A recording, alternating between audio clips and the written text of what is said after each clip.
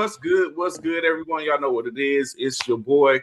Unfortunately, due to the Hail Mary, I'm just gonna put it out there. Damn it, Washington, Chicago, you did me over. You see my name right now. You know what I'm saying? Because I had to stay close. You see my name right now, Washington. You did well deserved. Well deserved. Chicago, y'all did this to me because I had already booked it. I marked it down like, oh yes, I'm good.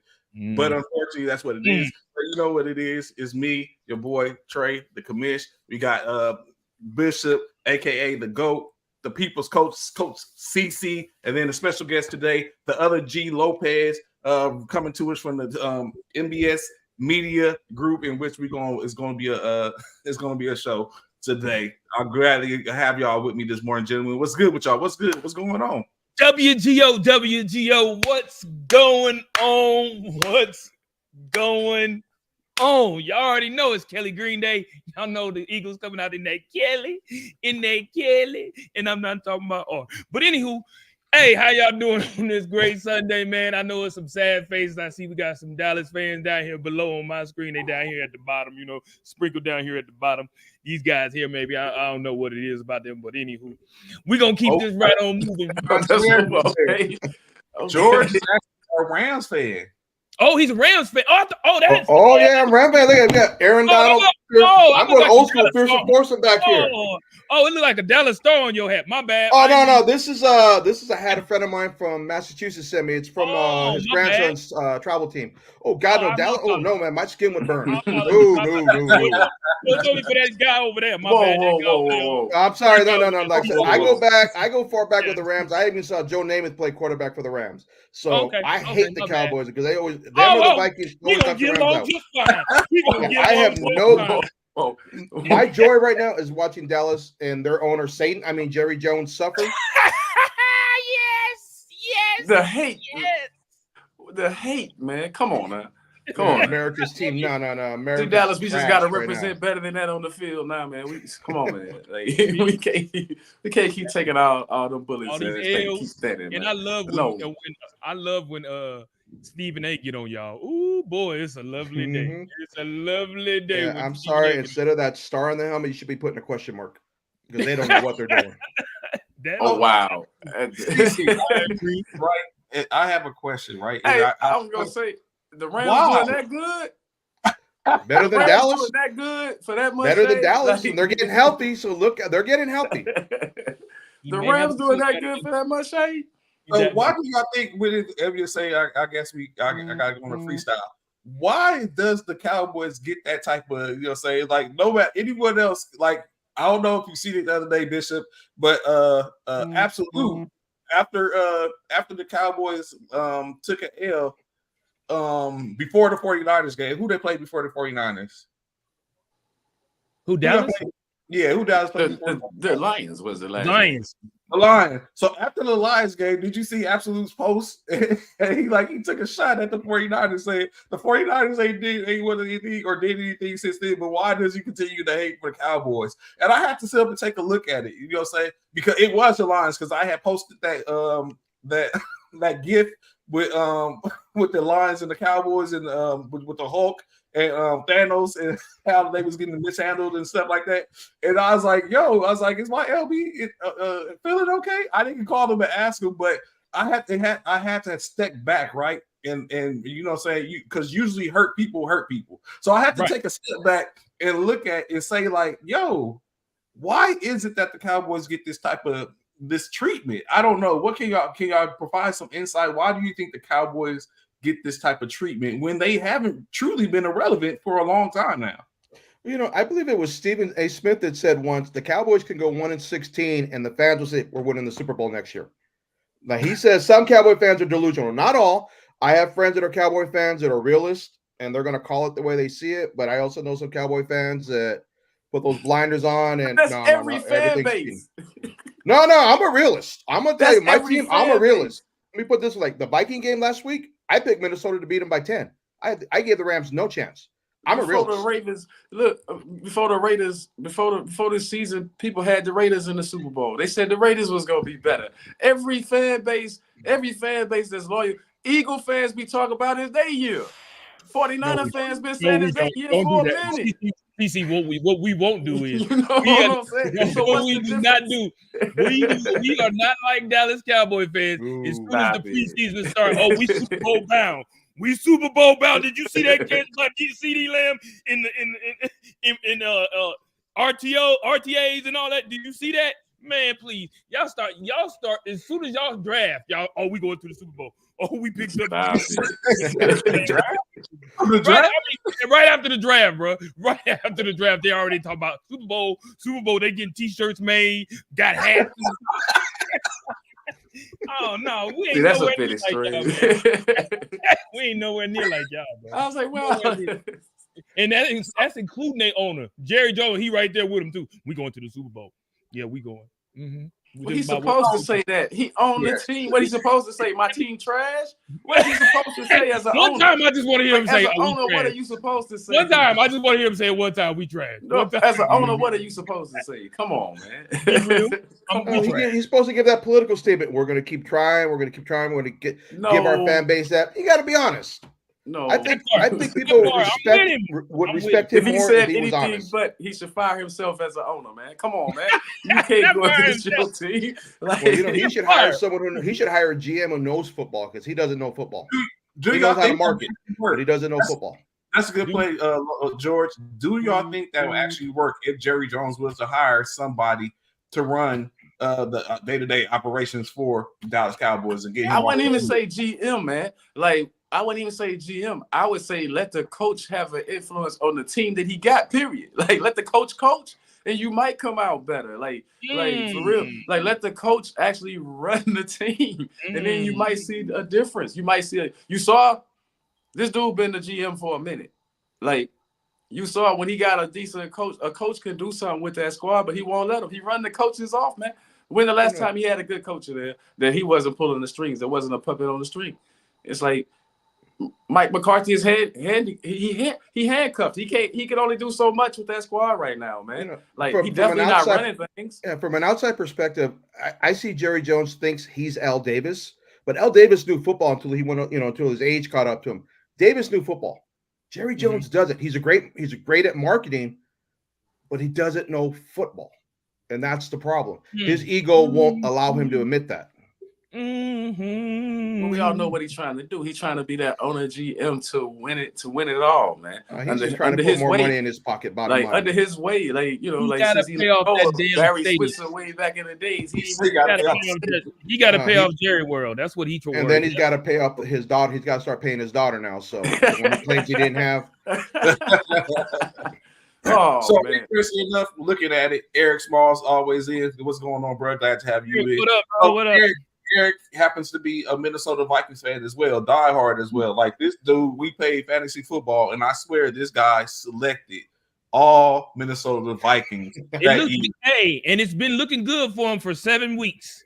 6 to 7 weeks. It's been working out in his favor. Remember the 1 year that he did it, like the first year in which we had a first formation fantasy league, he did it, and that was the year that they played that them and the New Orleans Saints went back and forth, and he ran it up. I was like, what the hell? Like, we didn't. Of course, they fell off later in the year, but I mean, like he said, it looked good. So right now, where we have, he went to unfriend me because I wouldn't choose the Minnesota Vikings, right? And then the one week I chose the Minnesota Vikings is they lost because I've been waiting for Sam Darnold to hit the wall. So I ask y'all, gentlemen, has Sam Darnold hit the wall, or is it something in Minnesota? We're gonna bounce back today. Today's a bounce back day for Sam Darnold. I'm telling you right now. Justin Jefferson still suited up, right? Like, he still got these receivers and these players around him. No, it's no cave in that system. It's not going to be a Sam Darnold cave. They needed They needed a punch in the mouth, and it just so happened they got 2 punches in the mouth back to back. That's what happened. That's all that happened. They got punched in the mouth twice, back to back weeks, week 7 and week 8. They got punched in the mouth. So now that they got that little chip off their shoulder and whatnot, they done brushed their shoulders off. Bro, be prepared. Be prepared. Lion King. But I'm just saying, yeah, they about to bring it. Bro. They about to bring it. Because we beat the 49ers, he was mad. Yeah, He did. And you know what? I'm fine. Like, again, I am fine with that because what history has shown is every time that the Minnesota Vikings beat the 49ers, the 49ers end up in the Western Conference Championship game. So I'm cool with that. No, Eric, I don't know about that. I ain't saying y'all finna go run the table. Now I ain't say all that. Now you taking it a little too far, bro. I ain't saying y'all running the table now. But y'all say Cowboy fans are extreme. My man just hit y'all.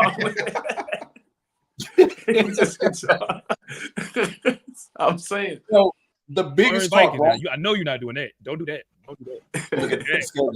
You know what I'm saying? We definitely gonna check it out, Eric. So right now, looking at it, right?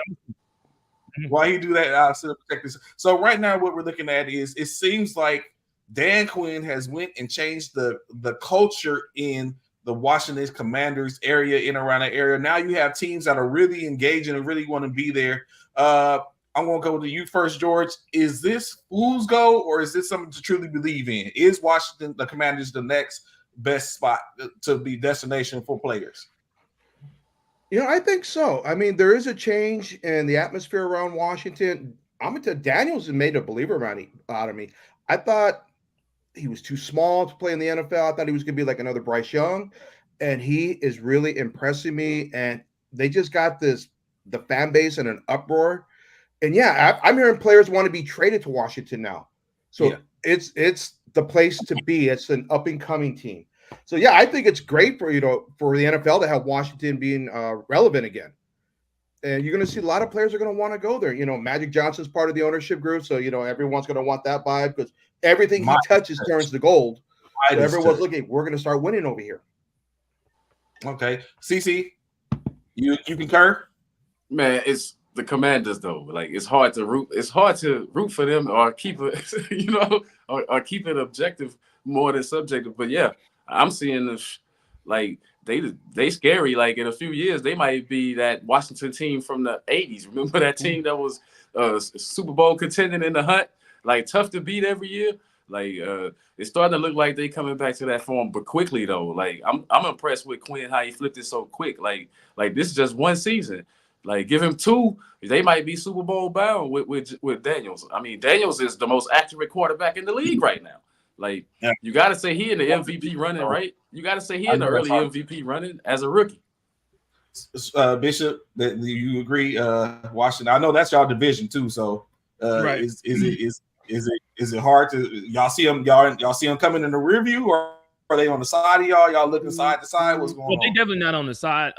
We all know about what happened last week with that spectacular catch. They've been talking about it all week.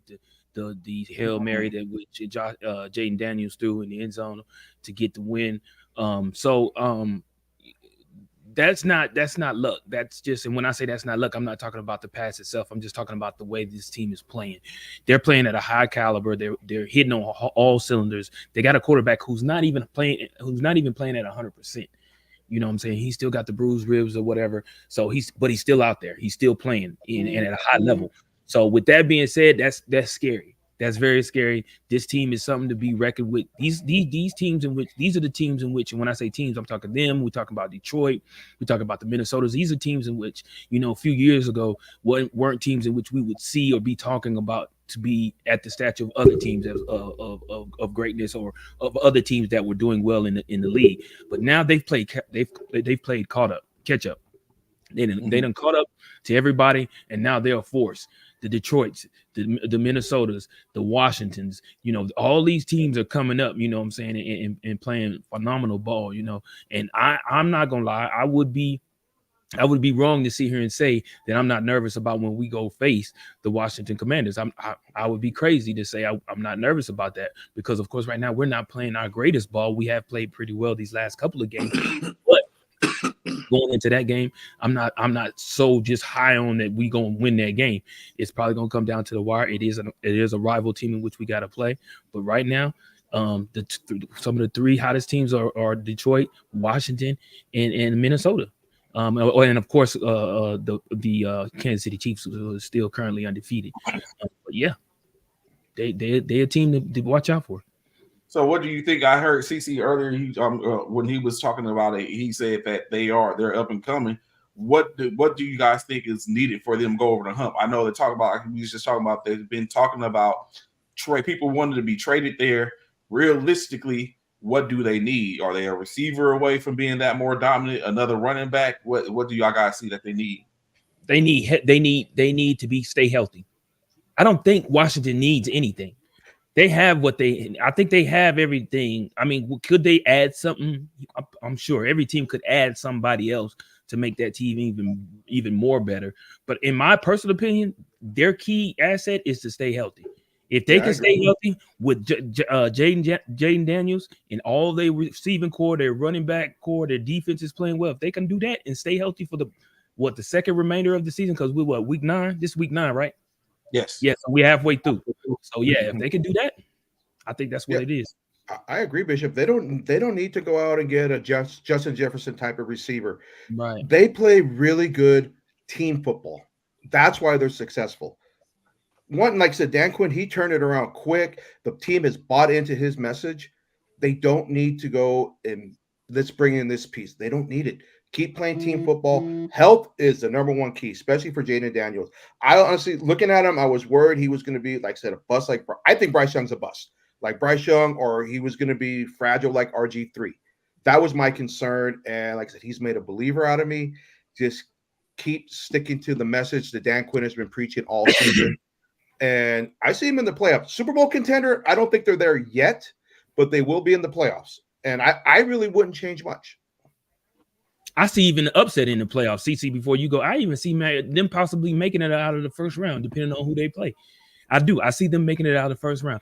This is the thing. The Washington Commanders are about to punch a lot of other people in the mouth, and they're gonna be a shocker. Like OG said, I'm not gonna say they're gonna make it to the Super Bowl. I'm not saying they're not quite. Like he said, they're not quite there yet. But give him a year or two. Let Jaden Daniels get his feet cemented into Washington real well. I'm telling you, this dude is doing this as a rookie. Just imagine what he'll do once he gets his feet cemented into Washington, in the Commanders. I see Daniel, he's not afraid of the moment. A lot of rookies you can see are hesitant. He is not afraid of the moment, and you have to love seeing a rookie quarterback playing like that. And humble. So you said the trajectory is that of what Detroit was? You think that is would you liken it to that? Almost. It's something similar, but I think the difference is Dan Quinn have been there and done that. So I think if he can get a message across quickly, it's gonna be the fact that, hey, I done played in the biggest game. It didn't turn out in my favor, but don't forget they was winning that Super Bowl. You know what I'm saying? Like they were winning at halftime. So I think what he can do is turn a team around quick. I just didn't expect it to be the Commanders this fast. Like I think Daniels has helped change it around. But at the same time, you say health, I say you got to get a couple of more quality wins under your belt this season. This season ain't over yet. So before I start just crowning everybody, like you got to finish the season off strong. I don't see them falling off, but I'm just saying you do got to get those quality wins coming down the stretch. You got some divisional, you got divisional rivalry games coming up. That's gonna be probably tough. They're gonna probably be your toughest games on your schedule. Yeah, because they still got to play us. So they still got to play us twice. I don't even think they played Dallas once yet, have they? Yeah, have they played Dallas once? No, they play us twice. But what I'm more impressed by as far as the Commanders, besides the pace, is that they kept some of the key players, right? Like McLaurin, he been there a long time, man. That guy is serious. When is his name gonna start being mentioned with the best receivers in the game? Like I think him and Mike Evans don't get enough. Whoa, CC. When I said something about McLaurin, you was like, he wasn't that dude, dog. Remember when I said that a few weeks ago? No. What have I been saying this season? Him and Nico Collins have been some of my favorite players this year. When I said that earlier, Trey, I'm gonna find that video. I'm gonna find that video. Look up the tape of the receivers that I named. Who do he got? He ain't got no. But I said McLaurin. You know what? I'll take that back. I was talking about Aaron Rodgers and Devontae Adams. Lazard. Lazard. Yeah, no, it was Alan Lazard or whatever his name is. Yeah, it was Alan Lazard. Yeah, you're right. 5 catches, 37 yards. He's having a great game. What are we talking about? My bad. That was Lazard. You're right. I mean, I will say the Commanders got, they like CC said, And they still got some divisional games that's really going to put them to the test when it comes to the Commanders. They still got to play Pittsburgh in a couple of weeks. They still got to play Dallas twice. They still got to play us twice. So it's still some games that's ahead of them that's really going to test their football knowledge and going to test whether or not they true to what they seem to be. We don't know yet, but these games that's coming up against the Steelers, against the Cowboys, against us twice and stuff like that. The Giants, they got the Giants today, which should be an easy win for them, but we don't know. We know because of a Hail Mary, they would have lost last week. Hey, we don't know. Look at Baltimore and Cleveland last week, so there's never an easy win. That's what I'm saying. Any given Sunday. Any given Sunday. You know, like with the upcoming schedule for Washington, it's going to teach this team how to win. Yeah. What it's going to take to win those tough games going forward. Absolutely. 100%. I totally agree with that. They got an easy one. This is a takeoff game. Well, I say that even after OG just said what he said. It's supposed to be an easy game. This is a takeoff game. If I was them, we get up, bust them in the mouth real early, get up good, sit Jaden down, put him on the bench, get a good 3 touchdown lead, put him on the bench, save him. Because after that, week 10, they got the Steelers. You might want to they got the Steelers. You might want to sit them down. Then after that, they got us. Yeah, you might want to sit Jaden down, bro. Yeah, they're going to load up on that Toradol for them. Yeah. So who's the backup? Isn't Marcus the backup in Mariota's the backup? Yeah, Mariota. Yeah. Mariota. Not a bad backup. No, he does pretty well in Dan Quinn's system. Yeah. The offense that they're running, he does pretty well in it. Yeah. So right now, the way Jaden is, you don't want to have to go to your backup. You want Jaden to continue to do what he's doing, because right now I think he's one of the front runners for Rookie of the Year, ain't he? Yeah, he'd have my vote. Yeah, he'd have mine. He's the front runner. Yeah. So with that being said, right? You talking about backup? We talked about backups. Another backup that is getting ready to get now. He's the starter. A couple of backups that are the starter. Let's talk about Mason Rudolph and Joe Flacco. Do you think they right the ships? Both teams right the ships, or is it only one team that's probably going to elevate? The other team's going to mellow out, being the Titans and the Colts. Tennessee done, bro. Like, let's just keep it real. Tennessee's done. Like, we saw Mason take over last week. It didn't make a difference. They done. I think Flacco. I thought they waited too late to make the Flacco move. Why you had to wait till the guy checks himself out of the game? The guy was 2 for 13. I would have been took him out. Like, he's not completing passes. Like, matter of fact, good thing you just said that, CC. Let me pause that for a second. What do you guys think about this? Like, I have sit up and heard nothing but conversations, kind of like they've been dogging that dude. Yeah, dogging him. What, in you guys' opinion, like, let's be honest, right? The days of certain things are done and gone when it comes down to that. We're in a new type of era, a new type of lifestyle. Was Anthony Richardson wrong for tapping himself out the game? So this is my take on it, right? And you're right. They've been dogging this man out since he did it on Sunday. I mean, all week long. This happened last Sunday, and he doing the exact same. And they still talking about this man pulling himself, tapping his helmet, talking about I'm tired. But in my opinion, my opinion, I feel like it's no different than what the NBA players do when they taking when they taking off. When they take now, mind you, don't get me wrong. I understand NBA play way more games than NFL football games. Got it. 100%. Got it. However, NBA don't take as much contact as NFL football players take.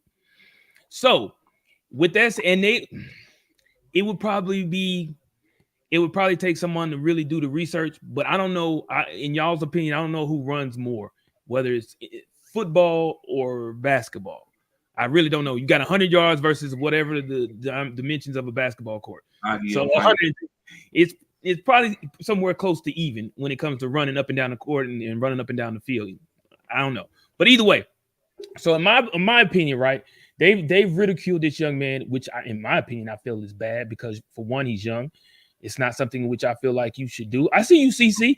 Let me finish. Go ahead. I know you finna. Listen, he's a young man. He has to learn. Now, me personally, we all know if it was me, I'm not subbing myself out. I don't care how tired I am. I'm not. I'm gonna find ways. And this, I also blame this now, CC, and I want to hear this from you. I want to hear your thoughts too, OG, all y'all. As a coach, there's a way to ensure that your quarterback gets, because we all know they get TV time commercials, which is time for you to catch your breath. But not only that, in there ways you can call plays to give your quarterback an opportunity to be able to catch his breath. Mm-hmm. Like, you call the right plays to help your quarterback. Now, don't get me wrong, he's running. I got it. He's running. He said he's running for his life because he's trying to escape the pocket because he's got pressure. Understood that. Run the ball with the running back. Run some screens with your running back and with your wide receivers. That don't take a whole lot of energy. Do what you have to do as a coach, as an offensive coordinator, to ensure that your quarterback has an opportunity to catch his breath. He is a specimen of an athlete. You got to give it to him. Anthony Richardson is not he's not a Lamar Jackson. He's not. But however, he is like, this dude is like 6'3", 230, almost something like that, 225, 230, a big quarterback. So let me make sure I get some backdrop before George and CC go. So of course, like Bishop was just saying, Anthony Richardson, quarterback for the Indianapolis Colts, last week after a run play in a crucial time like that, in a crucial time, tapped his helmet, which is usually synonymous with "I'm tired, I need to come out the game." So what the problem is, for the most part, maybe he was going to go deep, Trey. Maybe he was telling everybody he's about to go deep. What it seemingly is the problem is that he came off the field, but he admitted to saying he came off because he was tired. Where, of course, it's probably a bunch of people tired and all that type of stuff. I have to be honest.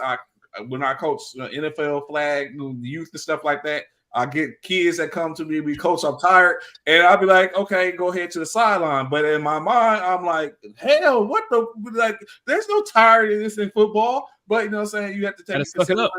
Yeah, you know what I'm saying? What it is. So that's why I asked the question. Y'all keep making all these excuses for the young man. The truth of the matter is, man, he chunked out on his team in a divisional game that's so important that is ridiculous. And he couldn't have came in my locker room and expected to be comfortable after that. If I was his coach, you on the sideline with me. That's why he benched right now. Like, if you can't, this is the big game. That was a huge game against the Texans. They couldn't let that slide like that, man. And if Hurts did that, or if Purdy did that, y'all would be like, whoa. Even worse, if my quarterback did that, y'all would be like, oh man, they tapping out in Dallas. This dude tapped out in an important game. The message to me is, team, I quit on you. I'm old school. Quarterbacks, for what it is, they're the leaders on the field. You tapped out, and like you said, in a crucial game, and because I'm tired, suck it up. You don't come out of the game. The ones who should be tired are never asked to come out, offensive linemen. That's what I was going to say. The linemen. Yeah, they're beating each other up. They're getting beat on play after play after play. And like I said, I'm an old school guy. It irritated excuse my language, I don't know how you guys talk here. It irritated the living hell out of me for him to tap out and say, "I'm tired. I need a breather." No, you keep your butt out there. You lead your team. Hold on, OG. Hold on, LG. Now, and you too, CC. Now, y'all cannot compare a offensive or defensive lineman to a skilled player in regards to tiredness. You can't, and I'm gonna tell you why. True enough, they're strength tired because they're going against other men who are about the same weight as they are. But to sit there and run up and down a field at full speed, back to back to back, is a different type of tired. Oh, I'll give you that. It is a different type of tired, but okay, he still quit on the team. Agree. That's the message he sent. Agree. And how he's still in that locker room, I would actually be looking. We better trade and get him out of here. Yeah, that's a quit. I mean, for real, that's my thing. I would be like, why think about what the boys did with us. Did he not quit on the team? You should be at home right now, young man. I'm sorry. Like, you should be at home. At home, CC. I'm not playing. Come on, bro. Yeah, man. CC, come on, you don't want to be a part of this right here, man. We put the franchise on you. Like, we riding on you. We depending on you. Young. CC, 22. Come on, CC. Then he should be in shape at 22. No, but when do you coach him? I got you. You're right about that one. Now. I totally agree with that. But CC, when do you, as a coach, who's the guy in front of him, mentor him and explain to him the importance of why you should be in shape, like OG said, and why you don't quit on your team. You don't just throw him to the wolves and just say, I'm not saying throw him to the wolves. I'm you saying said send him home. for this season, man, you worthless to your team. Now you gonna hurt the team. Like the rest of the team got to see this. Like, yo, you gonna keep this guy? Like we out there fighting this guy not? Like, come on. No, but he's not coming back on the court. He's not coming back on the field no matter what. Right, no matter what. Like I think Flacco finishes the year. That's how I would run it. As long as Flacco is healthy, Flacco is my guy right now. Because I'm going to bring this up for you, Bishop. You remember when the Eagles lost to the Patriots in the Super Bowl and McNabb was yakking on the field? Did he have to come out because he was throwing up? No. Give me the play. Let's go. Right. I totally understand it. Sickness and being tired, I get it, but still. There is a difference, but but this is my thing though. When it comes down to it, right? When do you not hold on? Somebody at my door. Hold on, y'all go ahead.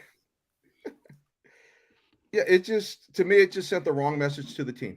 Right. That's what I'm saying. You got a whole team. You got 52 other players in that locker room that they deserve better than that, man. That's all I'm saying. I'm not saying you're like, but this season he should be done for this season. That should be the penalty. You gotta learn. He is a talent. Right. But now you're gonna question, does he have it upstairs mentally? Right. So, but shifting a little bit as AP is in there, his car match giving him another car. Carvana dropped it off the.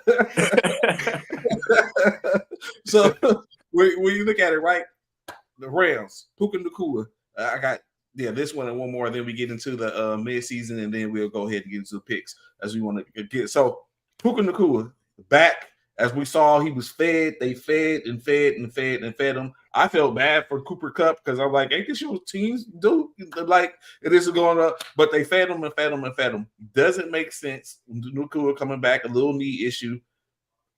Well, he may not play today. Say again? He may not play today. He I think it was Wednesday or Thursday at practice. He injured the knee. It's the same knee. He went down. McVay said initial testing there was no structural damage, so he's questionable, but I think they're going to see how he does in pregame warmups to decide whether or not he's going to play. Would you play Puka or try to save him from next year, or will he get some burn? Because you're in the running, but it's all predicated on what the rest of the division is going to do. Is Puka playing today, or are you sitting him? I mean, if he can go, we need everything we can to stay in this race. So I think even if you put him on like a play restriction, like so many plays or whatever, I think you need him. I think it's proven that you need him. Like they weren't doing as well without him, but hey, they managed to win with him. And I think it's only going to help Cooper Kupp. Like I think you need Puka Nacua right now just to help Cooper Kupp get his feet back under him. I think when they had them both last week against Minnesota, that was the best the offense has looked all season. They had an extra bounce to their step, but it was the offense we saw at the end of last year. Who do we guard? Okay, are we going to focus on Kupp and Nacua? Now you got to worry about Tutu Atwell. You got to worry about DeMarcus Robinson. Oh, guess what? We got Kyron Williams. You want to focus on our receivers? We're going to run it down your throat. Now we're seeing a balanced offensive attack, especially when he's got both his top two receivers. It gives McVay a lot of ways to play. How are you going to defend my offense? I'm going to hit you with so many different things. I'm going to go 11 personnel. I'm going to go 12. I'll go 12 and I'll still throw the ball. So they don't know. So McVay's even said, if he's healthy enough to go, Nakua's going to say, I'm playing. No restrictions. I want to be on the field. And I do expect him to play, but I would be a little leery, even though there is no structural damage on that knee. Let's see how he does in warmups. Okay. 3 games away from the deadline. 3 weeks. I'm sorry, 3 days. 3 days. I'm right. 3 days away from the deadline for the NFL trade deadline. Who is top of the list? The Pittsburgh Steelers, presumably looking for another receiver to add to their repertoire. Of course, names that are out there: Adam Thielen, Mike Williams.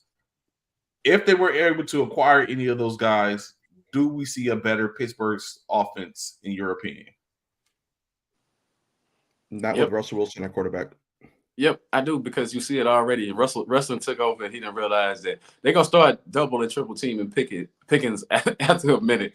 So they need something else, because you can see that coming already. And what is he gonna do when he can't just throw it up and let Pickens go get it? So yeah, you gotta have. I think you need a veteran receiver that can run those medium to short routes, just to keep the chains and stuff moving.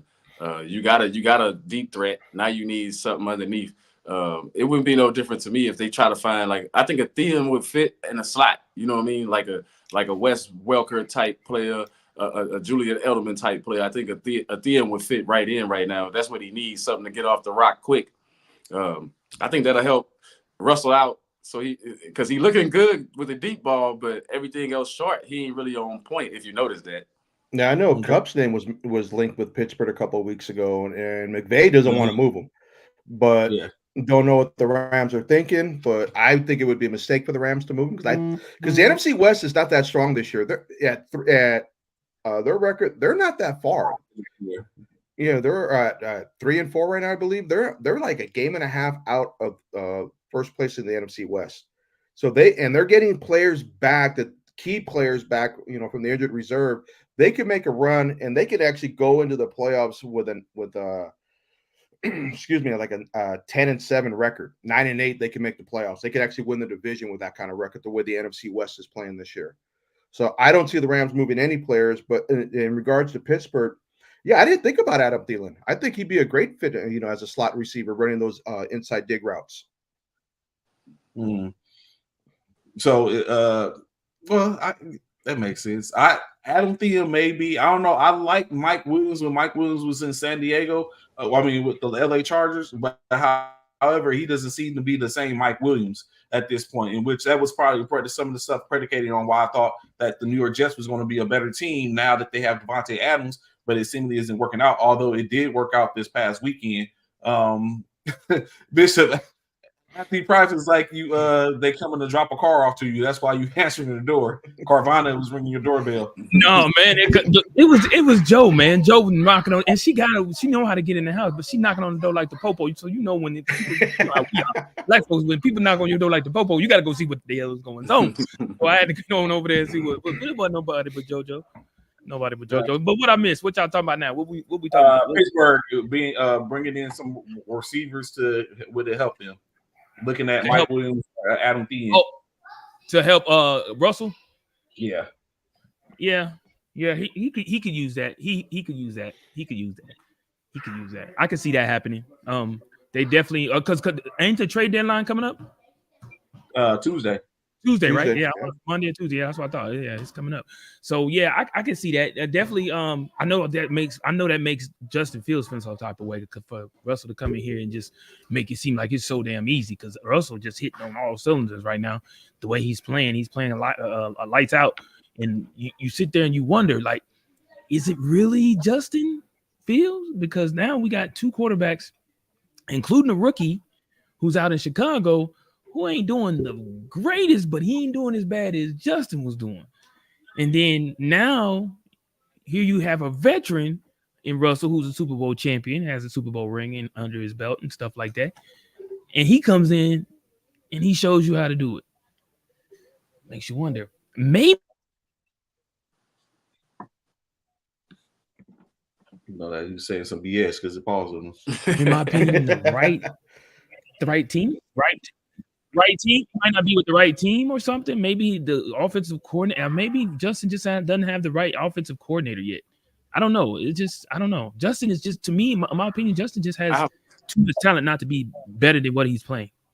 I've defended Justin on several occasions, but now with Russell Wilson's, with this emergence of Russ, man, it just shows you that it's the guy with the football in his hands. Like, throw the ball, young man. Like, you could have thrown the same passes up that Russell Wilson throwing up to Pickens. You could do that same thing to what's his name, Freiermuth, whatever his name is. You could do the same thing. You got the same ability, if not better. Like, Justin Fields played at Ohio State, right? Right. What quarterback from Ohio State has been a good quarterback in the NFL? Good point. A lot like and I actually thought Stroud's looking real good though. I thought Chicago shouldn't have traded him. I thought with the weapons that they were bringing in this year, I thought he would have done pretty well. I like let him see what he can do with Keenan Allen. Let's see what he could do with these new guys. And it's in between the ears, I think, with him right now. Because physically, he's got the tools to play in the NFL. I just think it's in between the ears what's holding him back. Yeah, that's what I think he hold on to the rock. Like, you got to let it go. Like, and you see Russ letting it go, man. Like I said, that's working out. Like, Russ' numbers ain't all that great. I'm not going to say that he throwing 60-70% out there, but he hitting the key passes when he need to. Like I said, he hitting them over the top and he hitting them in the hands. And I think Justin needs to pay attention to that and learn that part of the NFL game. That sometimes you just got to throw it up there. Stop tucking it and running it and throw it. So this is what? for all you fantasy people out there that may need to know, because y'all, hey, CC, matter of fact, you remember that game, man? You remember how Trey was talking all that noise about who wasn't playing and all of that? I think he bamboozled us, bro, because he made it seem like all these people wasn't playing, and then come to find out in the game how they all played on that San Francisco game when we bet against San Francisco. Remember that game? Yeah, yeah. I knew. Yeah. I'm not going to even honor We that. just talked about these three guys. We just talked about these guys right here. Two of them, Jameis starting today, Joe Flacco starting today. Joe Flacco, that's what I was talking about before I left. It was the fact that Joe Flacco, I mean, he's going to do something with the Colts. I'm glad. What I was going to say was that I'm glad that Anthony Richardson has an opportunity to sit behind Joe Flacco now. He's able to see and get some mentorship from Joe, just like Justin may be able to get some mentorship from Russell. You know what I'm saying? Remember we talked about this a few weeks back toward the beginning of the season when we were talking about how they keep these young quarterbacks out of college and throw them straight into the Lions den and put them and starting them. And a lot of them, you know, it's night and day coming from college to NFL, man. You can't just think everybody in the NFL are in the NFL for a reason.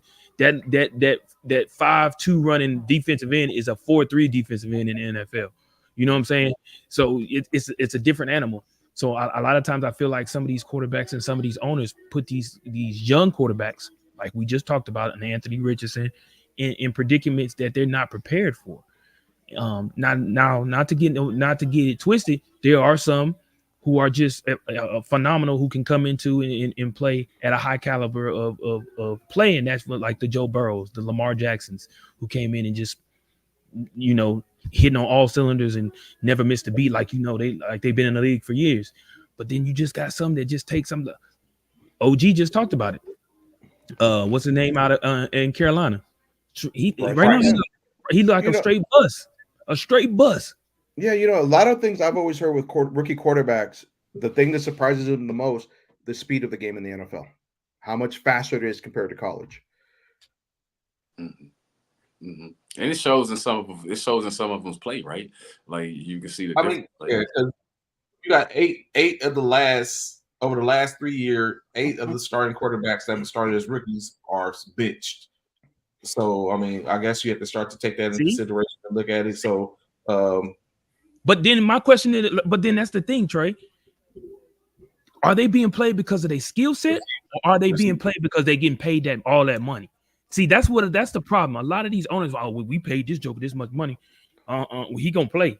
He's our first draft pick. He gonna play. But is he ready to play? Did he do enough? Have y'all seen enough in OTAs during the preseason to start him? Because we know he's only getting so many reps in preseason. Yeah, he's playing with the first team, but he's might be playing with the second team. Like, did y'all really see enough in him to start him? You know, like, and fan bases up for failure, man. In my opinion, yeah, fan bases need to understand something. Like, okay, let's go with Bryce Young last year. Carolina took him as the #1 pick. There was a reason Carolina had the #1 pick. They didn't have the talent to be competitive in the NFL. So Bryce Young, a lot of the overall #1 picks that go quarterbacks that go to those teams, they already got, you know, the deck stacked against them. And some of them are able to overcome that, but they got to have the right personnel around them. And a lot of times they don't, and it does affect, you know, with their confidence going forward. I mean, Ryan Leaf, and I can't believe I actually brought that idiot's name up. He had all the physical tools, and I the thought he talent was in a good situation. And the talent, I thought he was in a good situation with the Chargers. But there was some pressure there, and we saw his true nature come out. He couldn't handle it. Can those players handle that situation when they're dealt with adversity? Because if you're the number one pick, obviously you've had a great college career. Facts. Now you're gonna have some adversity in the NFL. How do you handle it? Facts. But it's like the Johnny Manziel thing, man. Pressure takes you different ways. Like this dude turned to drugs and alcohol. The pressure got to him that much. You feel what I'm saying? So it's like I think sometimes we forget not only are these young people, man, but they people. You know what I'm saying? Yeah. See, there you go. So okay. So you say he turned into drugs and alcohol. Right. Whose fault is that? But I'm not blaming nobody else. What I'm saying is that the pressure, like this guy came in heralded. Right. He came in heralded. It was like, yo, he was supposed to do big things, but the pressure ate him up real quick, that he had to go to outside sources, and he was good on the field. He was no more good on the field. But wasn't that assisted by the owners, by the team that drafted him? Wasn't that assisted on him going in that direction? Now, don't get me wrong, they didn't put the drink or the drugs in his hand. Got that. But wasn't there an assist by putting him in a predicament, or like OG just said, putting so much pressure on him where he might not be able to handle as a 22, 23, 24-year-old coming into the league? Like that's my whole point. CC, that's what I be getting at. That's what I was saying about that's what I was saying about Richardson too. Like how am I supposed to truly know until it's all like you can look great in practice, you can look great. How am I supposed to know until I put you through a few games? You got to be out there for me to really get a telltale. I'm not gonna get it in preseason. I'm not gonna get it. I'm not gonna get it in OTAs, right? True. Yeah, I'm gonna bring one up. I grew up Southern California guy, so I grew up a USC fan during the Pete Carroll heydays. Matt Leinart was one of the greatest college quarterbacks that I've seen. Plus, right? Thank you. Just because you're a great college quarterback does not mean it's going to come over to the NFL. And he's a perfect example of it. I honestly thought when he came out, I thought Cam Newton was going to be a bust when he first came out of Auburn. And I saw his rookie year, so that guy made a believer out of me. I became a huge Cam Newton fan. I just didn't think his game was going to come over to the NFL. I was like, he proved me wrong. Yeah, it was just it was amazing to watch him play. And it's a part of it. That's a part of the game, man. Everybody's like, a lot of people didn't think Kyler Murray was going to translate over because, for one, he was so small. You know what I'm saying? He wasn't your prototypical quarterback. They said, his feet is only going to do so much for him. Yeah, and still Kyler Murray is still in the league starting quarterback 5 years later, 6 years later. I look at his size, and there's one thing you just can't measure. That's the heart of a player. The heart. You cannot measure that. And that's what I was saying to you guys earlier about why I would have picked Drake May to start over Jacoby Brissett in New England. Yeah. That's why I would have picked, because you know what you're getting with Jacoby already, man. That's going to be there. But this young man has a talent, and he could have possibly flipped some of those losses into wins, but we'll never know now because you blew that opportunity. I think sometimes it just depends on what organization. We all know that. Like some organizations, you're going to thrive, and some you're not. Yeah, the only thing I see with Drake, he needs to learn how to slide when he's getting down. I think that's what messes them up. But a lot of quarterbacks need to learn how to slide. When they're going down if they're trying to scramble, that's a problem. I mean, Kyler Murray, obviously great baseball player, so he has no issue with that. But he also knows get out of bounds. I'm not one of the biggest quarterbacks in the league. Make sure I can get out of bounds if I can. A lot of these guys are like 6'3", 6'4". You see someone like Josh Allen size. I think I can take these guys. No, get out of bounds or get down. Real quick question, as is asked, Anthony was asking, who has more hype, Lamar, Herbert, or Burrow, in you guys' opinion? Overhype or just hype? Hype. Who has more overhype? Herbert had more overhype. Like, he had more hype, and he haven't lived up to the bill fully. So I'm gonna take Herbert on that one. I agree. Yeah, I gotta agree with that too. Yeah, that's easy because you definitely not. Lamar's definitely not overhyped, and neither is Burrow. Burrow's carrying his team by himself on his shoulders. Him and Jamar Chase. He's literally carrying that team. We've all said it in regards, and we'll probably talk about it again when we make the picks today. In regards to the Cincinnati Bengals, their record does not speak on what type of team they are. You know what I'm saying? And that's a lot of that is due to Joe Burrow himself. So yeah, definitely not overhyped. So yeah, it would definitely be Herbert for me. So, all right. So, get ready to get into this right quick. Mid-season award time. Gentlemen, I want to ask him. We'll put up the banner, and y'all just give me who you think you would give that mid-season award to. Banner? Of course. First up being mid-season offensive rookie of the year. Who is that going to in your opinion? We already said it. We already said it. Jaden Daniels. That's Jaden Daniels. Yeah, in a walk. Easy. Okay. 3 across the board. What about offensive defense? Mid-season defensive rookie of the year.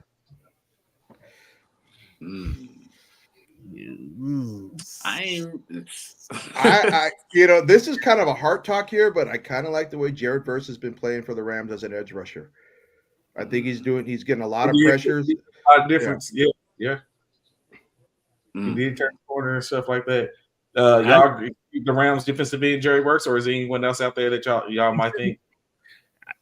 I can't really think of a rookie that's doing something. Right that's doing like I can't that. really think of one. Yeah, that's doing it like that. Yeah, me either. Okay, Burst it is. Mid-season offensive player of the year. Who? Offensive player of the year. Ooh, man.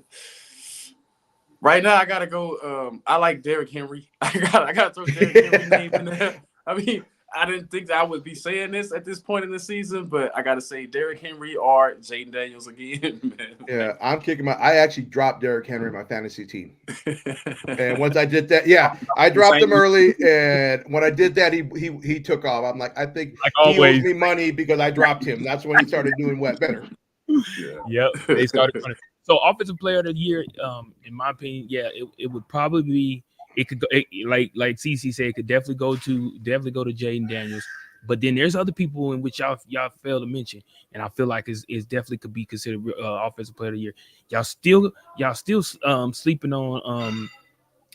I totally agree with the Derrick Henry. Don't get me wrong, but also I mean Lamar Jackson, and then we could also say Joe Mixon. I mean, Joe Mixon is doing his thing out there in Houston. I mean, CJ, he ain't having such a great ass season as he had last year, but CJ has to be the best quarterback on 3rd and long. I'm sorry, I just gotta say that he got to be the best quarterback on 3rd and long. Like if it's over 8 yards, this guy's on the money, man. If it's 3rd and long, he on the money. Sam Darnold, are we forgetting about him? Yeah. If you had it as a vote, I'd have him as comeback player of the year right now. Darnold? Yeah. Darnold. Yeah. All right. Next up, defensive player of the year. Hands down. You know who I'm going with? Number 99, and he plays for the Pittsburgh Steelers. All day, every day. This dude is like by the name of Watt. One of the Watt brothers. One of the Watt brothers. Way better than his brother JJ. Yeah, one of them Watt brothers. Yeah. Mm-hmm. If O'Boy wasn't heard from Detroit, he would probably, if he wasn't out as much. What's his name? Hutchinson. I think he'd have my vote if he wasn't injured. Yeah. I was liking what Hutchinson was doing before he got hurt too. Yeah, it would be closer, but yeah. Okay, you just mentioned it. I don't know if y'all across the board. Mid-season comeback player of the year. I'm giving it to Darnold. That would be my vote right now. Sam Darnold. Yeah, I mean, compared to what you got to look at his last full season as a starter, because last year he pretty much sat at the bench in San Francisco and was learning the system. And to see what he's doing now with Minnesota, he would have my vote. I mean, yeah, what a surprise! I gotta say, I gotta agree with that. That Sam Darnold was a surprise. Thought their season was over when McCarthy went down, and he was a rookie. We hadn't even seen him play, but we thought their season was over with when they said Darnold. So yeah. I like J.K. Dobbins too out there for the Chargers. What he doing for the Chargers too? Mm-hmm. So I asked 2 questions on this particular category. Does Saquon Barkley count in this category? One, does he? He should have been down. That's the other one that I said offensive player. Yeah, he was one I was thinking about as well. Yeah, Saquon. Secondly, does Joe Flacco potentially snatch this away?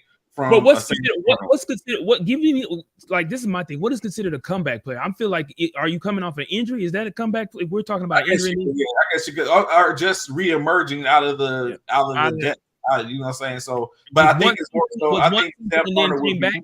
Yeah, like you was want something, and then you fell off, and now you came back. Yeah, you're back. Yeah. But then if that's the case, you could almost say that about Derrick Henry. Or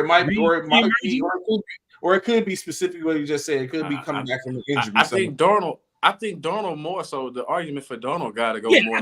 Nobody had him starting. Nobody had him starting this season. Yeah, the only reason he started because McCarthy got injured. I actually had him starting. I thought the best thing for Minnesota would be to sit McCarthy for the year. So I figured when they brought in Darnold, he's going to start. McCarthy's going to sit for the year.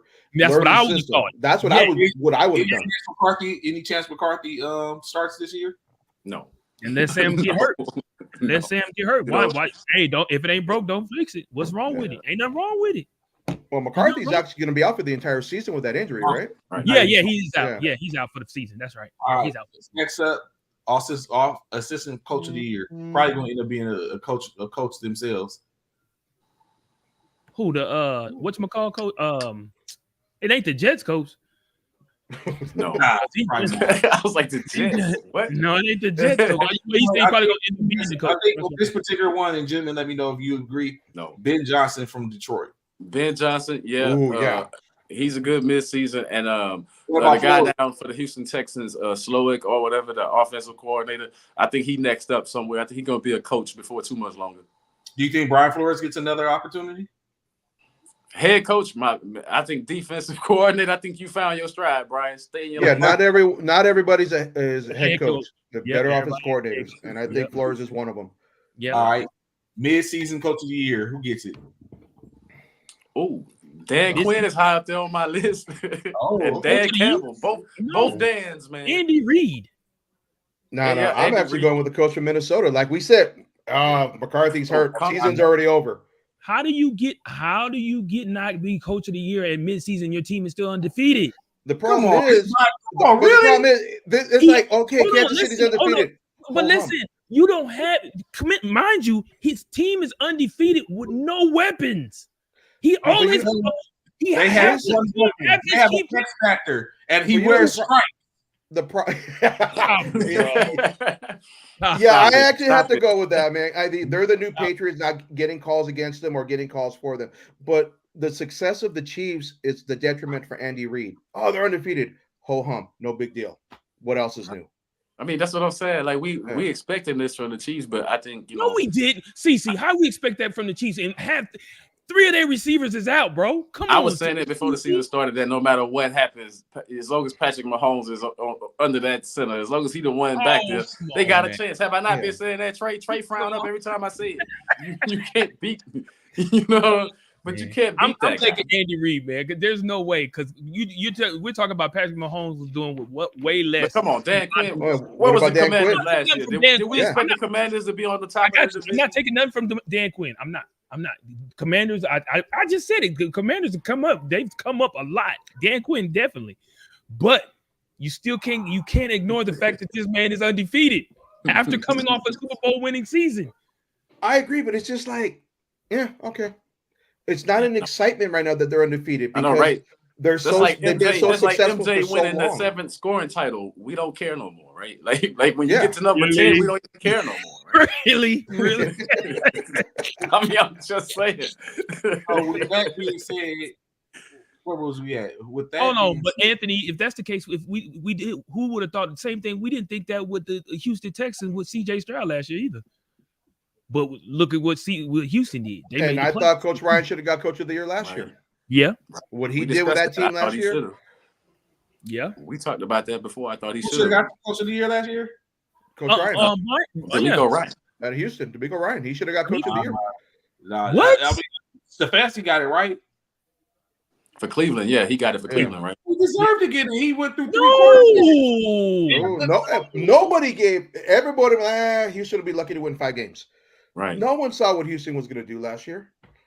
No, I think so, bro. I don't even think I Texas give you the fans credit. expected that. Stefanski did end up doing a good job with He the did. different quarterbacks. Some teams didn't go with something, and I could be a little bit biased because in that same manner, Shanahan should have got it the year before because he did the same thing. 3 quarterbacks NFC Championship game, but that didn't happen. Stefanski, he went through 3 quarterbacks, and we're talking about who he had. Oh my goodness! Yeah, Robinson, one of them. Robinson, I believe, and Flacco. You know what I'm saying? Right? I could definitely yes. So, but okay. Executive of the year. What GM or personnel is do you think it should it's be? It's definitely not Jerry Jones. I tell you that. Anybody not Jerry Jones? No.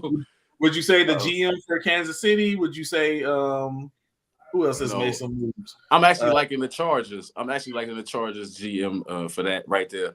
Just because they had sense enough to give Harbaugh what he wanted and needed and get out of his way and let him start shaping that team.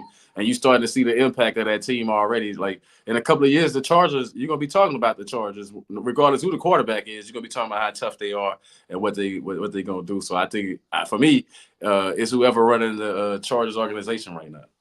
All right, and last but not least, mid-season MVP. Who are y'all going with for mid-season MVP? You know, I'm going to throw it in there. Everyone's going to say Patrick Mahomes because he is not having a great year, but he's having a good year leading the Chiefs undefeated record. I'm actually looking at Jared Goff, what he's doing with the Lions, the way he's leading that team. Bingo. Yeah. Jared Goff right now would get my vote. And Lamar, I think I would go 1A would be Lamar Jackson. Mm-hmm. Mm-hmm. Y'all both get Bishop. You agree, or are you going a different route?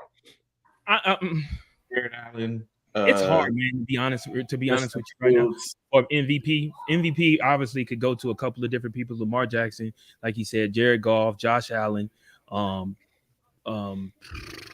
Sam Darnold in play there? Patrick Mahomes, like it's a few people that Goff with the back-to-back 80+ whatever game percentage, whatever, his accuracy is ridiculous, man. It's like, I didn't know the young man was that accurate with the rock like that. The pace that he's on right now, you also got to consider Derrick Henry. He's on pace to break Eric Dickerson's single season record. That's why I said Derrick Henry. Like, it's a couple of people that So as the games are getting ready to start, we'll get into our aspect of it, of course, what everyone came to see for the most part. Hold up as I go and find it and pull it up. I got the games here for you if you need. Last week, of course, we had Bishop with yet another week. Hence the reason why my name has changed because of that tomfoolery. But when we look at it overall, we're starting off on a good. As I try to remove this banner, we're starting off on a good foot for the most part. Due to the fact that I was able to this week we started off and found out that Houston and New York Jets pick both, and CC chose the Houston Texans. I went and chose the New York Jets, in which of course Jets won 21-13 over the so much props for that. Oh, so that gives me an opportunity. So that's what's up. It don't mean nothing. So at this current point, unofficially, we're tied again overall. But we're not tied. Let's make these picks. We're tied. We're not tied. Stop that. This is a whole new week. You can't add that one into I'm saying overall. I'm talking about overall. No, we're not tied. You were up one game last week. You gotta make up for that. Don't Nostradamus, man. You had to live in it. Let that glow for a little while longer. Yeah. Well, no, I'm saying what I'm saying is that it's like what I said is that at the end of by the halfway mark, because I was down, we was chasing Bishop, like we was chasing him overall, and then I took the lead, and then he came back and took the lead again. Well, he came back and tied it, and then we was tied. You never took the lead. You never took the lead. Now don't do that. With that 14, I should have had a perfect pick. Like you was only. I took the lead with that perfect pick. I was up 3 games. You came back the next week and had close to a perfect pick, while me and CC both had like a just over a mediocre game. Yeah, a mediocre game. Yeah, we had a mediocre game, so that put you up by 3 games, and then this week, due to the same thing, we was tied. We would have been tied I would have been up 1 game had Washington won that game, I mean, had Chicago won the game, but they lost the game, which gave you the one overall one game finish where you're right now. You're one game ahead of me. Well, technically, no, you're not. Last week you were one game. So with today's games, man. With today's game, we got the Saints playing the Panthers. This dude gonna figure out a way to make it seem like he up. He ain't up. Yeah. We tied. I'm not up. No, I'm not up. Gotta tell you, it's all about that don't know the thing right there. Like, I tied him. I'm tied with him. Nah, you was still one under. Like I was one under, but I'm saying this week I picked the only correct game for this week. That put me one in. Like this is what I'm saying. If we stop right now, we're tied. If we stop right now, we're tied. Me and Bishop are tied right now. If we stop, I picked one game. Y'all went with Houston. I got a long way to go, but I need, like I said, I need to go to stumble a week. Like I needed to have a mediocre week. You see the disrespect, George? You see the disrespect? He needs to go to stumble all my life. I don't know, Bishop. I would have gone with the smaller violin, you know, like the little small one. Yeah, little bitty one. But hey, let's get it started. You know what? I'm going to annihilate their ass at the beginning of the season. I'm going to annihilate your ass. Y'all heard that. Let's go. Let's go. Right, let's go. So the Saints, first game, well, one of the early game, we got the Saints, New Orleans Saints going against the Carolina Panthers. We know we just saw them a minute ago getting started off with the game is already kicked off. All the games are kicked off early. So the early games, we got Saints, Panthers. Who you got? Trey, you want to go first? Sure. You get those? All right, Saints, Panthers. Who you got? Saints, Panthers. So this one's a hard one. This almost who's at home? Saints. Panthers. Oh no, Carolina. My mistake. Yeah, Carolina. Carolina's at home. Yeah. Mm-hmm. Man. Bryce Young's quarterbacking though. Yep, he sure is. He said he want to make sure you know that part. He sure is. It's not trying to wait to halftime to pick. yeah, he's trying. Look, matter of fact, I ain't even finna. Yeah, let me live. Come on, man. Quit trying to look at the score and see what's going on. I'm not trying to look at the score. This is a hard one. You know what? Coy flip. I'm going with the Panthers. I'm going with the Panthers. Right. I see Hayner starting, but I'm going to go with the Panthers overall. Okay, he got the Panthers. CC, Panthers, Saints. Come on, man. I'm taking the Saints. I have no faith in the Panthers at this point. Like the Saints don't have a much better team, but I think they can win this. Okay. So, all right. OG, who you got, man? Panthers, Saints. I'm going with the Saints, but it don't matter. No matter what I do, they always screw me anyways, but I'm still taking the Saints. Got you. So we got three for the Saints, or 2 for the Saints, 1 for the Panthers right now. No, you just showed your hand. You picking the Saints. I know. That's absolutely. Right. You're right. I sure am. I am taking them Saints, the Mates, or whatever. I sure am. Give me them Saints. Next, we got the Washington Commanders, a guy we just spoke about, Jaden Daniels, who could be the MVP, who could be the Rookie of the Year. A lot of things going on against them bum-ass damn New York Giants. In New York, CC, Commanders, Giants. Commanders in a close one, though. I don't think they're going to run away with the game. A close one because it's a divisional game. Okay. OG, who you got? Commanders. I got to go with the Commanders and Jaden Daniels leading them over Daniel Jones. Yeah. I'm going Washington. Yeah, I'm taking the Commanders too because of the fact that right now, come on. I do believe, like CC said, I do think it's going to be a close game because it is a rival game between the Giants, and you know how rival teams go. I think it'll be a closer game than I didn't expect it, but I got to go with Jaden Daniels. He got the hot hand right now, and I'm just going to go with him. Trey, who you got? So that Carolina pick is probably going to set me back. So I'm going to be a little reluctant to choose New York because I think New York could have actually posed a problem. Just like I said, it's going to be close. I think New York is the new Detroit type team where there's someone just on the outside creeping up and trying to keep them consistent, but they don't have enough, especially, but I'm going with Washington. It's a clean sweep. Okay.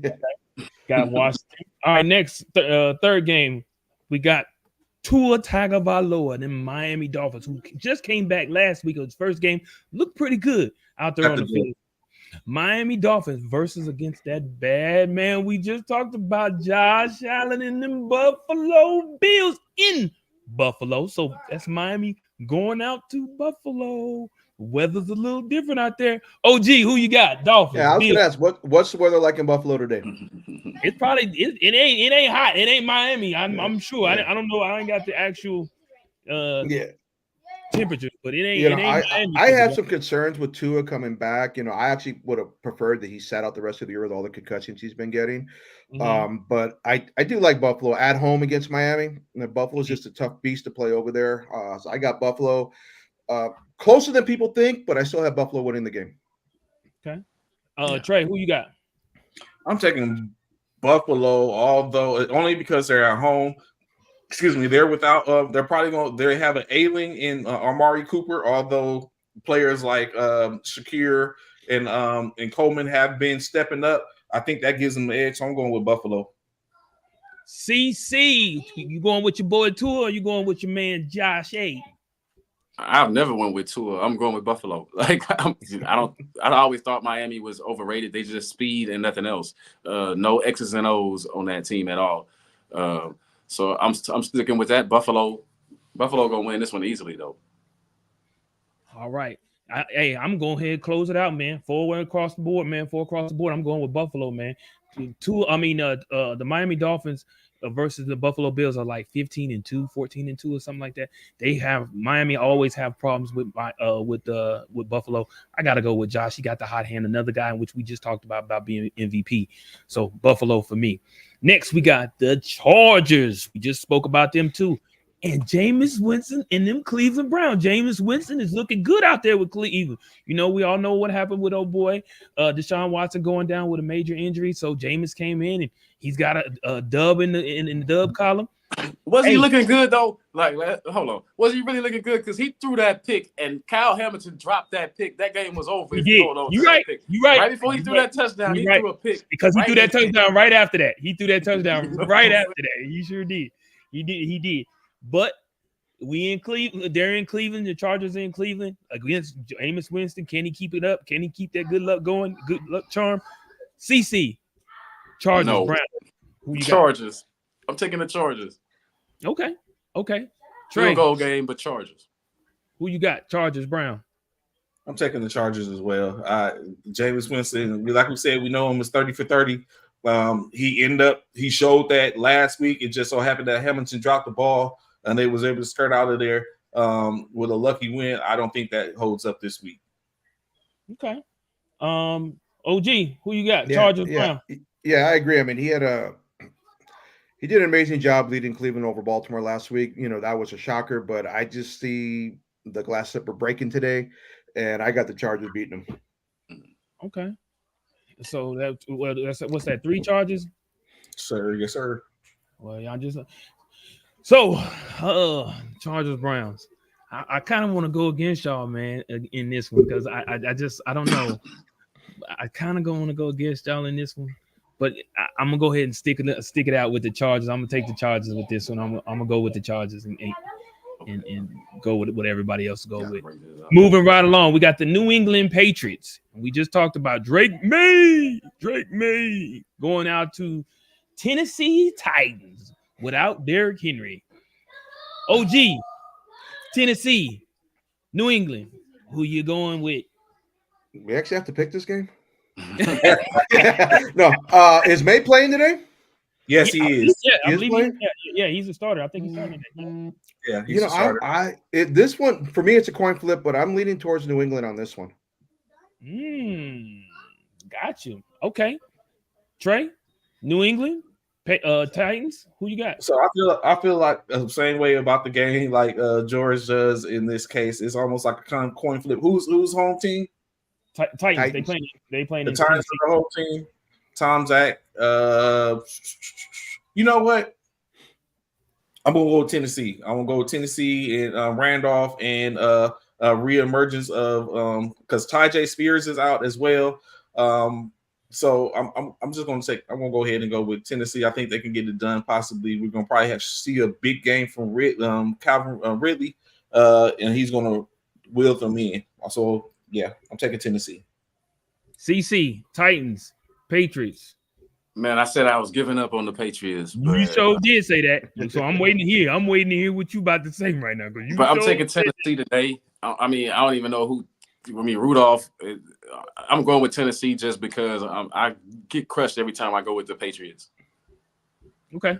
Yeah, I'm going with Tennessee too. They at home. I think they can get it done. Drake May, he is going, he's a rookie. We're gonna see what he can do. But I think I'm gonna take Tennessee as well. I just feel like Tennessee's just right now. New England is still trying to figure it out. So you got to kind of go with Tennessee, in my opinion. So 3 for Tennessee, 1 for New England. Let's get it. All right, next we got who I'm coming to first for this one. We got them Dallas Cowboys. Dallas Cowboys. Dak Prescott. No Ezekiel Elliott. Ezekiel is in Dallas while Dallas is in Atlanta. But no Ezekiel Elliott, and we got that man they call, you like that? You like that? You like that? In Atlanta. So we got the Cowboys and Atlantic Falcons. We got Pitts and all of them. CC, this is your team.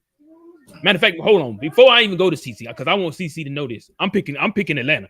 Because I told you if y'all screwed me, I wasn't picking with the Cowboys. So I'm letting y'all know, put me down, Trey, for the Atlanta Falcons, because them damn Cowboys screwed me. So I second that motion. Yeah, I'm taking the Falcons. CC. Atlanta. Look like 3 going for Atlanta. I'm gonna ride with the Cowboys in this one. No, not again. No, did we not just have that conversation about the realism? Yeah, really. I got it. I have a theory. I think they kept Zeke home because they didn't want him anywhere near the strip clubs in Atlanta. Something like that. But yeah, I'm going with the Cowboys only because I gotta stay loyal. Like, it's rough, and I just want to throw this out there. Dak Prescott is having one of his worst seasons I've ever seen him play. As far as, man, you a veteran in the league and you making so many mistakes that you shouldn't probably be making at this point in your career. Maybe Jerry shouldn't have signed him to that contract and just dangled the contract, because he seemed to have been doing better while that contract was being dangled in front of him. Right. Okay, there we go. See, OG, who you taking? Cowboys, Atlanta. Okay. And it had nothing to do with my hatred for the Cowboys. Just Cowboys, they don't have the team this year. Okay. So we got 3 for Atlanta, and of course that one diehard Cowboy fan so hated for him. But okay, let it go. Moving right along. Next up, we got. I think this is we got one more early game. Again, we got the Las Vegas Raiders versus that bad man. We just talked about him too. Once ago, Joe Burrow, Jamar Chase, a tandem, 2-man team over there out there in Cincinnati. The Raiders visiting the Cincinnati Bengals. Trey, who you got? Raiders, Bengals. So I was really high on the Cincinnati Bengals at first, but of course, what we realize is they're short a person because they don't have their one receiver on one receiver squad. Chad Moss isn't playing, so Chad Brown is going to be at the helm for the for toting the rock. I'm going to go with the Raiders with the opportunity of coming back and with a bounce back game. Okay, OG, who you got? The Las Vegas Raiders or the Cincinnati Bengals? I'm leaning. It's like 50.1, 49.9 Cincinnati. I'm going with the Bengals. I just don't trust Minshew as quarterback for the Raiders. At some point, he's going to screw up. Yeah, he's like completing 70% of his passes, but how many of that goes to the defensive side? I just don't trust him down the stretch in the fourth quarter. So I just think Joe Cool is going to find a way to pull it out at the end. So I'm going Cincinnati. Okay, let me go and get mine in there.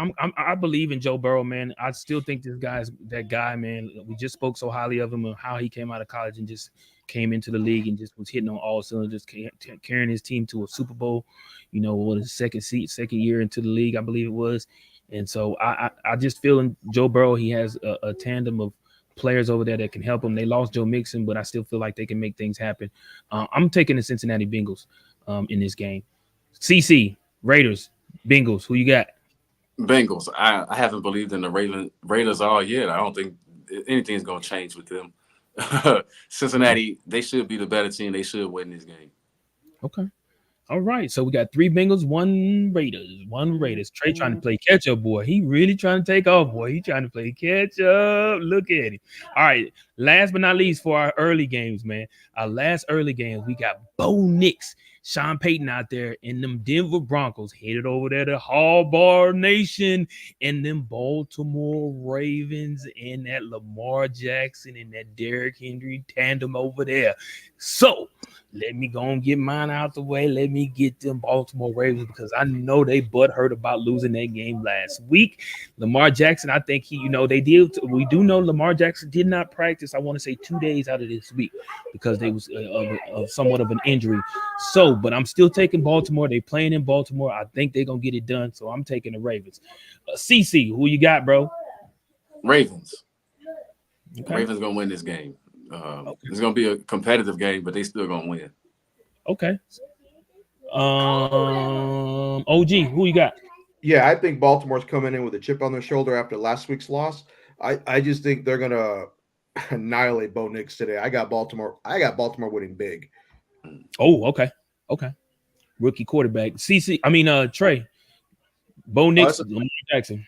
It's a clean sweep with Baltimore, man. It's like you said, coming in last week in the game that they probably shouldn't have lost. They lost on the technicality, potentially for the most part. So I think they bounce back and probably bounce back big. Okay. Excuse me. So it's all the way across the board. We got the Baltimore Ravens in that game. First early game. This game right here is in my opinion, it's a sleeper game, man. I'm gonna be honest with you. I need y'all to know this is a sleeper game. But in my opinion, this game here between the Arizona Cardinals and the Chicago Bears, we already know Caleb Williams visiting Arizona. But you know that, man, I love me some Kyler Murray, man. That dude is that man. Trey loves Caleb Williams because he comes from the University of Southern Cal. So, Trey, with that being said, I'm going to let you go first because this is your boy, Caleb. Chicago Bears, Arizona Cardinals. Who you rocking with? So this is a tough one in my opinion because you can't take away the fact of who Kyler Murray is and his abilities to, like, they've won 2 games on his feet and be able to put them in field goal range after everything. I'll pick him. Let go. So with that being said, I'm going with Caleb Williams. Damn, Kyler. That's what I like. Let's go. CC, Arizona, Chicago. Holla at your boy. No, that's a tough game, but I'm gonna take the Cardinals. I'm gonna take the Cardinals at home. I think you said they're at home, so I'm taking them just because they're at home. Okay, I like it. All right. Old school. OG, what you got, bro? Holla at your boy. I think, Kyler Murray, I remember the game when he smoked the Rams, put up 41 points against the Rams. I think it was in week 2. It was just amazing to watch him play that way. But Cardinals are up and down. You never know which Cardinal team's going to show up. I just think Chicago has a little bit more weapons on the offensive side than Arizona. So I'm going with the rookie. I'm thinking Chicago in this game. Bounce back on the game. He's the one. Nice. So me, man, I'm going with Arizona. Kyler Murray. I just feel like he has it. I think he has that. He just has that thing about him. It's something about Kyler Murray. He has that it factor. And I playing out there in Arizona, I got to give it to Arizona. I think it's going to be a good game. Like I stated in the very beginning, I said that I think this is going to be a real good game. It's going to be close, but I think Arizona is going to pull it out. And every time I picked Arizona, they come through for me. So I'm going to pick them again and to win against Chicago. Next game, 3:00 Eastern Standard Time, 2:00 Central Standard Time. Or 3:00 Central Standard Time. I'm sorry, 4:00 Eastern Standard Time. We got the Jacksonville Jaguars in sunshine over there at Jacksonville versus my beloved Philadelphia Eagles. Fly, Eagles, fly. Y'all already know who I'm picking. So I'm going to go and get it out the way. We at home, Lincoln Financial. We wearing Kelly Green. When we wear that Kelly Green, it ain't nothing good, bro. It's all about the money. Show me the money. So I'm taking Philadelphia. CC, Philly, Jaguars. Who you rocking with? Saquon Barkley playing, right? So I'm going with the Eagles. This one, I'm going with the Eagles, and this one big. It's not. I don't think it's going to be close. Okay. Old school. Who you rocking with? OG. I'm going with Philly today. I actually think Barkley's going to go off at like 175 against Jacksonville on the ground. I love it. I think Barkley's going to have a huge game, and I agree with CC. I think Philly in a walk. Let's go. I love it. That leaves you, Trey. So I'm not going to be. Jacksonville. I'm not going to say that they're going to have that Saquon going to have a 170 or something like that. But I do think Philadelphia is going to get the dub. Just Jacksonville hasn't been that potent this year, and they're not putting up and doing what we would thought they would have done.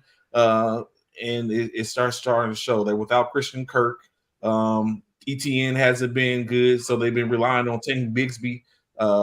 It's just not set for them. I don't think they get the dub this week. I'm going with Philly. Okay. Philly it is. So with that being said, we got the what's next? The Rams and the Seahawks. The Los Angeles Rams going to Seattle, 12-man nation. 12-man nation. Trey, Seattle, Rams. Who you rocking with? I think I'm going with the Rams in this aspect. I think they show what they got. Especially if Puka goes ahead and shows. If not, they still have Cooper Kupp, Kyron Williams, who is I think he's a beast at the running back from the running back position. And like he was talking about earlier, Burst as a rookie who's showing some good fire off the edge. I think the inconsistency of the Seahawks has been prevalent, so I think the Rams can get this one. OG, who you rocking with? Oh yeah, I'm definitely going with the Rams on this one. Seattle can't stop the run to save their lives, and I think McVay is going to run heavy with Kyron Williams and get Blake Corum some touches. Yeah, I got the Rams winning this one easy. CC, Seahawks, 12 man or Rams? I'm taking the Seahawks, and I'm going with the Seahawks because I just feel like it's a divisional game. The Rams, they've been up and down. They look good, but that's one game with your guys back. We're gonna see how you adjust today, and we're gonna see that defense put a little bit of a different pressure on you. So I'm taking the Seahawks. I'm taking the Seahawks in this one. Yeah, quick question: is DK playing today? Because I know he was questionable with that MCL sprain injury. No, I don't think he is. I think he's out, right? I think he's out. Yeah, I think DK out. So I'm gonna go ahead and do the exact same thing, man. I think I'm gonna take the Rams, not the Seahawks. I'm gonna take the Rams. I think the Rams is gonna do what they need to do to get the dub today. Just real quick, Derrick Henry just scored for the Ravens. Yeah, of course he did. I dropped it for my fantasy team. Of course he scored. Yeah, yeah. I don't know what you was thinking, OG. But yeah, I'm gonna take the Rams. Now this next game, man. I think this might be one of the best games this weekend on this Sunday, man. I'm not gonna lie. That's my nephew. Y'all hear in the background. He is a Cowboy fan, and he over there. He's shouting and yelling about them Cowboys because y'all know Atlanta done went up on the Cowboys already. But either way, we got the Detroit Lions, and we talked about that bad man, Jared Goff out there in Detroit, and then we got Jordan Love. They playing in Mile High Stadium. Not Mile High, but Lambeau Field. They playing in Lambeau Field. We know what happens in Lambeau. Everybody can't play in Lambeau. OG, I'm coming to you first. We got Detroit. Yeah, I think this is the game of the week between these two teams. It's a big game. It's a big game. I know there was some issues with Love coming into the week with some injuries, and I know he is going to play. I think it's going to be one hell of a game, but Goff is impressing me with his run in Detroit. He's not afraid to play anywhere. And I got Detroit winning a hard-fought, tough game, but I think Detroit's going to pull this one out. Hey, good pick. Let's go with Trey. Trey, who you got? Detroit. I'm going with Detroit. I don't think it's going to be in well for Green Bay in this cap. You got the problems that that Love has been having this week with his last week with the hamstring, and they already had the MCL problem. Jacobs is expected to play, but we don't know how far that's going to go. I just think it's easier to go with Detroit in this aspect. Now, had they been against somebody else, I might have went with Green Bay, but I'm taking Detroit this game. CC, Detroit, Green Bay. I know it's gonna be crazy, but I'm gonna take Green Bay in this game because I'm gonna say at home, Green Bay, All the talk has been about Detroit dropping 40 and 50 points. I think that defense for Green Bay gonna take pride today, and they're gonna wrap up and tackle. So I don't expect that to happen. I'm gonna take Green Bay by a field goal at home. Okay. So, like I stated initially, man, I do feel like this is a big game. I think this is one of the games, like OG said, it's one of the games of the week. And this is a hard pick for me, y'all. I'm not gonna lie, because Detroit is just hitting on all the cylinders. But when you go into Green Bay, it's just something different, man. When you go to Lambeau, I'm going with the Packers, man. I'm gonna take the Pack. I'm gonna go with Green Bay. I think it's gonna be a close game. It's gonna be like a 2-3 point game difference. And I'm gonna take the Pack at home. I'm gonna take the Pack at home. But Detroit scare me. Who did George take? I took Detroit. He took Detroit. Okay. All y'all took Detroit, I think. I'm the only one who took the Pack. No, I took the Pack. Oh, you took the Pack too? Okay. Yeah, I took Packers. Okay. Packers by 3. Me and Packers by 3. That's what I say too. I think the Packers. I'm changing my pick to New Orleans. Just let you know. No, you can't change it after the score's already changed. You can't do that. The score's already. I didn't see the score. I didn't. You know what? You can't do that. Now the game done already. I was like, hold up. We went all the way back to the New Orleans game. Yeah, well, for me, because I didn't know that Derek Carr was starting. I thought it was Carr's playing. Yeah, I didn't even know that. I mean, I went against the fact that Bryce Young was playing was enough for me not to pick Carolina. Right. I know, right? That part. I know, right? If I knew Derek Carr was here, I would have picked New Orleans because when I saw the Carr was on the field at the time. Oh, I didn't know. I just found out that he was starting. That he started. Next game, this is a good one too, because you got old school and Joe Flacco and the Indianapolis Colts versus the Minnesota Vikings, who just come off 2 major losses. Man, they was undefeated. They was only undefeated team outside the Kansas City Chiefs. And they took 2 back-to-back losses. So we got, Sam Darnold. I think he's gonna have a chip on his shoulder. Trey, who you got? Vikings, Colts. Begrudgingly, I'm going with the Vikings in this game. I think I would have like you said, if Minnesota had won last week, I would definitely be going with Indianapolis this one because I believe in Flacco. But with them coming off the loss last week, the way they lost at that without a real good chance of having the opportunity to go down and for him to get a dub, I think they're going to come out with a different type of fire. So I'm taking Minnesota. Okay, CC, who you got? I got Minnesota. Hopefully that defense gets back on track this week. 2 letdown weeks, in my opinion, both on the defensive side of the ball. So hopefully Flores got them ready this week. But yeah, I don't see Indianapolis being able to compete no matter who their quarterback is if the Vikings come out to play. Okay. OG, who you got? Colts. Yeah, I asked my son, like I mentioned earlier, my oldest son's a huge Viking fan. I asked him about this game, and he said he has some concerns with Flacco being at quarterback. He says he thinks that Flacco might give the Vikings a little tougher matchup, but Flacco's not that mobile. I think Brian Flores is going to pin the Vikings defense ear back and just do that 0 blitz all day. I got Minnesota winning this game. I know my son's a little concerned. I got Minnesota winning. Okay. And I've been to that stadium in Minnesota. Oh, yeah. The crowd noise is amazing in there. US Bank is great. It's going to be loud. So I'm with you. I totally understand why your son has concerns because Joe Flacco's resume is phenomenal. He has a Super Bowl, so Joe Flacco is definitely no slouch, especially at the age in which he's at. And he's still able to sling that ball, and he doesn't really need a whole lot of time. If you give him a few seconds to be able to pick you apart, he's gonna pick you apart. That's what's good about Joe Flacco. We've seen what he did out there in what was he at last year? Cleveland. Well, you've seen what he did with Cleveland last year. So Joe Flacco can be that guy. Unfortunately, though, but Minnesota with 2 losses back to back, I just don't see them allowing them to fall three games in a row. So I got to go with Minnesota and Sam Darnold. We just talked about how highly we talked about Sam Darnold being. So I think Sam Darnold and them get it done on this. And Justin Jefferson, he was highly upset last week with that loss. Oh yeah, yeah. So I think they're gonna have a big game this week versus the Colts. Then last game, the prime time game, which this is probably one of the best games too as well of Sunday, is the Tampa Bay Buccaneers and Baker Mayfield. Mike Evans. Wait, is Mike Evans back or is he out? He's not. Out. Okay, he's out. Okay, so no Mike Evans, but there's a Chris Godwin, right? Chris Godwin still playing or no? He out too. For the rest of the year. Oh Yeah, Lord. I Oh thought Godwin was out for most of the season. yeah. No, he's Oh out wow. for the year. They're not expecting to get him Oh back. wow. Ooh, well, Tampa Bay Buccaneers and Mike Baker Mayfield versus that bad man in Patrick Mahomes and them undefeated. You hear me?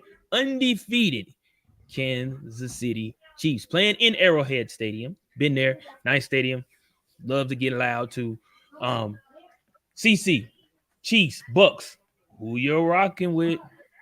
I've been telling y'all all year the most underrated defense is the Kansas City Chiefs defense. I'm picking them to win this game. Baker Mayfield has no weapons on the outside now. Um, Done. so I don't think that they can do much. It's still going to be a close game because the Chiefs haven't really been beating teams by wide margins. But I think the Chiefs going to win this game. They're going to stay undefeated one more week. OG, triple OG.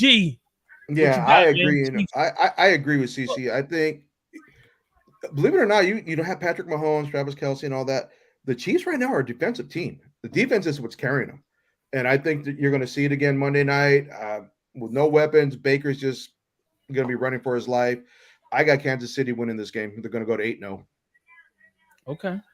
And with the shake of the head by old Mr. Trey over there, I'm gonna ask him, but I'm assuming he's on board with everyone else as the Kansas City Chiefs versus or the Bucks versus the Kansas City Chiefs. Who you got?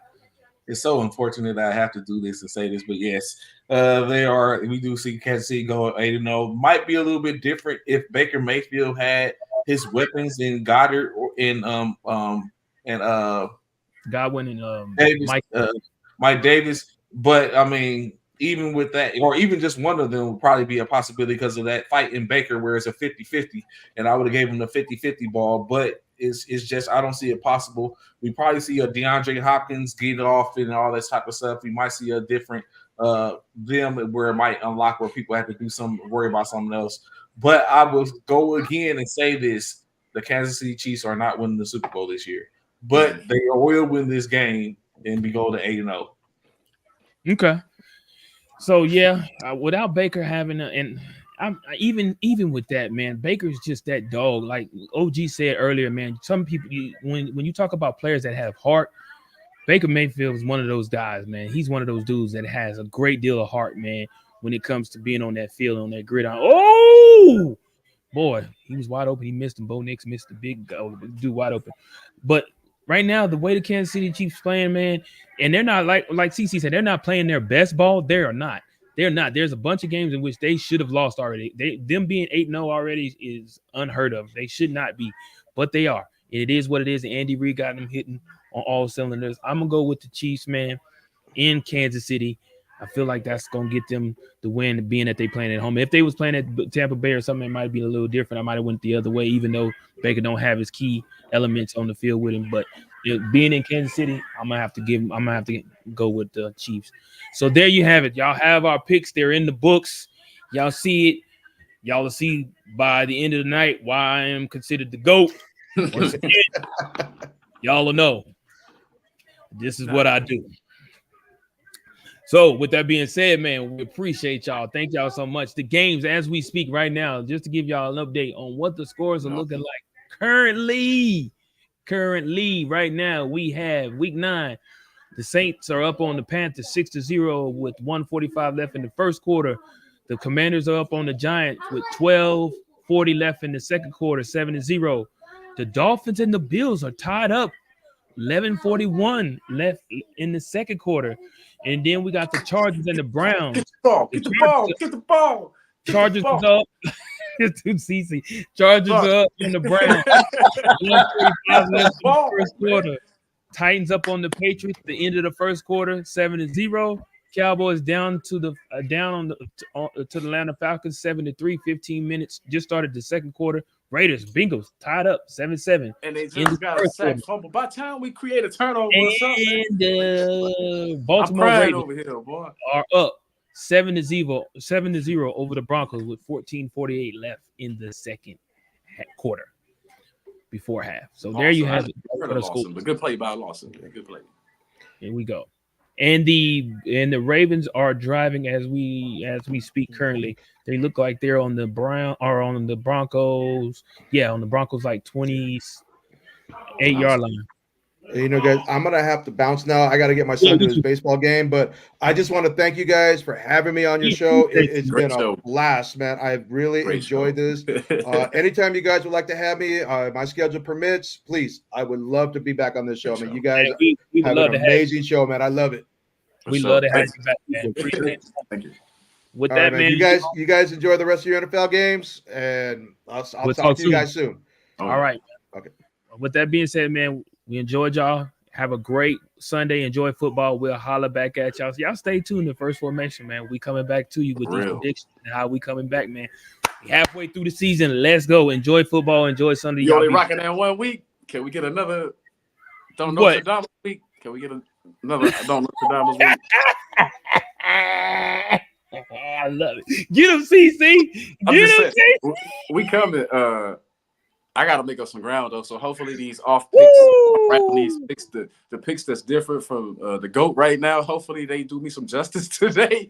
I gotta get back in this fight, or else I'm just bumping. Good luck, Good luck. You know? Ask this man over here to this on this side about me. He tried. You know, he tried for a hot second, but it is what it is. But hey, we're gonna holler back at y'all. Y'all be easy. Cyro 5 Military Fraternity Incorporated in the building. Y'all be blessed. We out. Peace.